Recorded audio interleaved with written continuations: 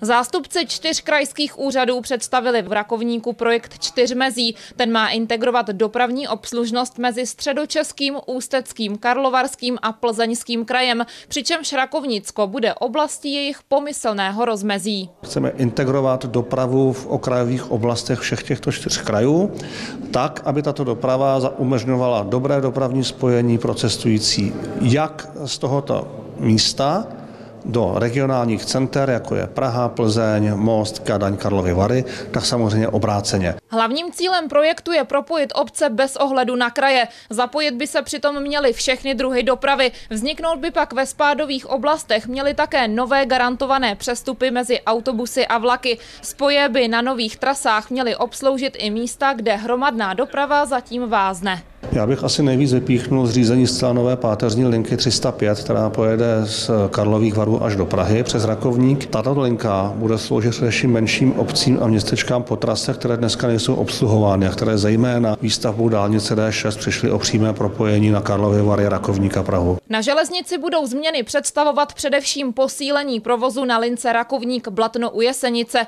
Malá obec se nově stane přestupním uzlem dálkových a regionálních vlaků. Jízdní řády mezi Lužnou a Žatcem se tak nově lépe přizpůsobí rakovnickým i žateckým školám. Pro nás je určitě dobré napojení to, že jsme posílili vlaky ze Žihlé směrem do Ústeckého kraje a potom, že vznikla i autobusová linka až do Podbořan, což je zase Ústecký kraj, a tohle spojení tam dříve nebylo. Když se dostaneme o pár desítek kilometrů vedle, tak z Podbořan dneska jezdí autobusová linka do Jesenice, která je ve středních Čechách, tak tato linka se za Jesenicí prodlouží až do Kralovic, ale ty už jsou v Plzeňském kraji.